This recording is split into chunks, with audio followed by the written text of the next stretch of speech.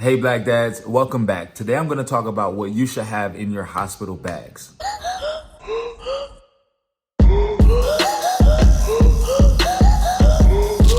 Keep in mind, even if you're not going to be having a hospital birth, it's always a good idea to have a hospital bag packed and ready to go. All right, so it's ideal to pack your hospital bag about 35 weeks in. One reason that you'll want to pack a hospital bag is because you may have a preference over the basic items that the hospital may offer. For example, the hospital may offer you some lotion, but my wife and I prefer to use African shea butter. Now, another reason that you may be bringing these items is because you don't want to have to wait on the hospital staff. If the hospital has an emergency that's going on down the hall, they're not going to take preference over your need for a toothbrush. So I separated the list of items by category for dad, mom, and baby. And then I have a comfort kind of list. These are just some recommendations that you could use to make your home a little bit, not your home, to make your hospital room a little bit more comfortable. I did provide in the description below some of the links to some of the items that I will be discussing today. Purchasing these items through this link helps to make sure that Hey Black Dad keeps afloat. I'm gonna start with you, Dad, because this is Hey Black Dad. So what you're gonna wanna bring is a change of clothes. You wanna make sure that you at least have a button-up shirt or a zipper down shirt because it's ideal for skin to skin contact and just having that bond with the baby as soon as they're born. You also wanna pack some non-slip socks. I don't know if you've ever been into a hospital or not, but the hospital floors tend to be really slippery, especially with regular socks. You'll wanna pack some night clothes. It's ideal to be comfortable when you're sleepy. So you wanna make sure that you have some clothes that you can just lounge in and just be really comfortable in to kind of get as much sleep as you can on those hospital furniture, couches or chairs, whatever it is that they're gonna offer you inside the hospital room. Also, you wanna bring some swim shorts. I know you're not gonna go swimming in a hospital pool, but mom might wanna go and have labor inside of a shower or a jacuzzi tub if they have that there.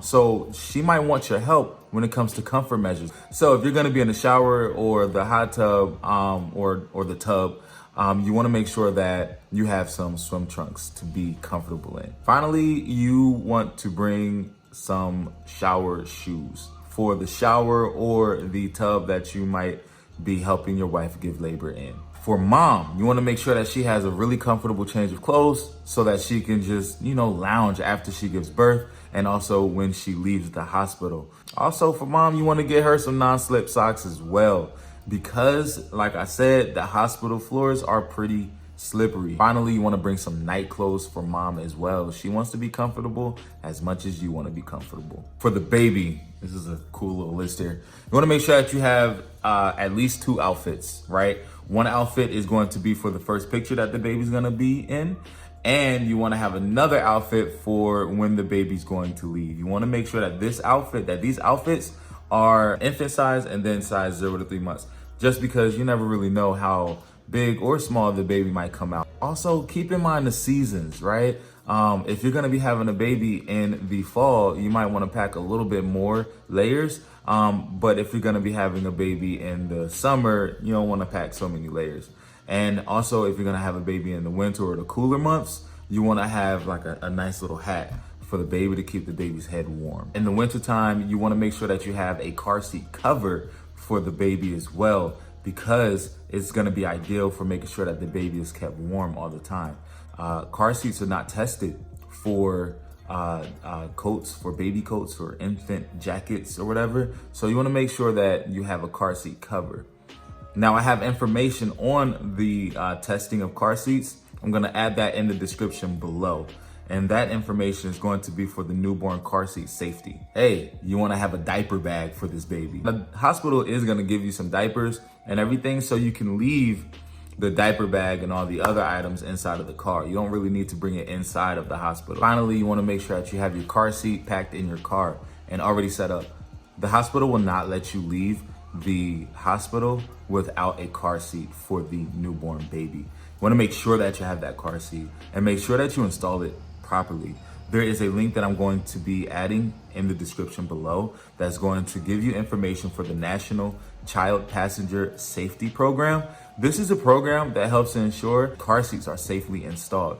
you can find a car seat technician in your area using the link that I provided in the description below. There are a few items that are pretty much just general use, right? So for the general use items, you want to have toiletries. You want to have toiletries. You also want to have a toiletry bag that you can pack all of the toiletries in. You want to have your toothbrush, your toothpaste, your body wash, shampoo, deodorant. You also want to make sure that you have Listerine. Now make sure that your deodorant and your body wash as scent-free as possible. The reason for that is because when you do skin to skin, your baby is going to be scent bonding with you as well, because that's a part of skin to skin. No, you want to have as close to your scent as possible. And also because mom might be pretty sensitive to certain smells, and Axe body spray might really repel mom. Washcloths and towels. Again, the hospital will provide this for you, but you might have a preference for them. Usually the hospital washcloths and towels are pretty thin and kind of rough. Phone charger, long cord, because in a hospital room, these outlets are in random places, and that's super not comfortable or ideal for anyone who wants to charge their phone and make sure that they can still take pictures, contact family members at the time that their phone is still charging. So make sure you get a long cord. Bring your earphones. You might want to listen to music that mom does not want to listen to. Bring your pillows. You can pack the pillows inside of the car and just let them wait until Labor Day. In fact, pillows are really threefold, because once mom goes into labor, you want to make sure that she is as comfortable as possible. So placing a pillow under mom will be super helpful in having her be comfortable, because when you're driving, you might hit a bump, and that's not going to be good for mom. If you're going to do that, make sure that you have a waterproof pillowcase. Another reason why the pillowcase is ideal is, for obvious reasons, it's comfortable. Nobody wants to be sleeping on a really thin, uncomfortable pillow at the hospital when they're already exhausted and tired. The third reason why is because on the transport home, if mom has to have a C-section, she's still pretty sore, right?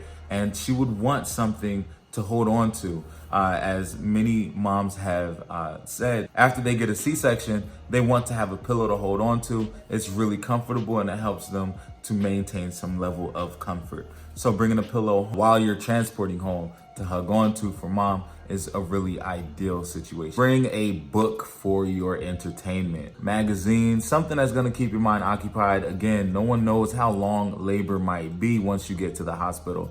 So you bring your entertainment, have some type of entertainment. You don't want your mind to go crazy of boredom. Bring a birth plan. You wanna make sure that you have at least 3 copies, at least. I would say even more, a lot more. Just have them, right? Because you never know how many times the shifts would switch over from nurse to nurse, and you don't want anything to get lost in communication. So have a birth plan. That way the staff at the hospital is able to see what is ideal for mom and dad. Now let's talk about comfort items. These are the things that's gonna make your room feel a lot more homey and could be really helpful for mom to give birth. Fairy lights or Christmas lights, whichever one you wanna call it. These lights are just some ways that you can add some different lighting into the room instead of having all of the bright fluorescent lights that the hospital room would have. At nighttime, you can just turn on these little lights and it's gonna be really comfortable and cozy. It's gonna give that real homey kind of feel. A battery operated candle. You don't wanna have an open flame inside of the hospital. It helps to just make the space feel a lot more comfortable. A diffuser. Keep in mind that mom's smell is going to be sensitive. So you're not gonna want to put a whole lot of drops inside of the diffuser. So just make sure that you're being mindful of how many drops you're gonna put in there and which scent you're gonna be using for the diffuser. Those are the items that I recommend that you have inside of your hospital bag as you prepare for your Labor Day. And if you have some that you wanna add to that list, just drop them in the comment section below. Thank you so much for your support. And again, continue to be an awesome Black dad.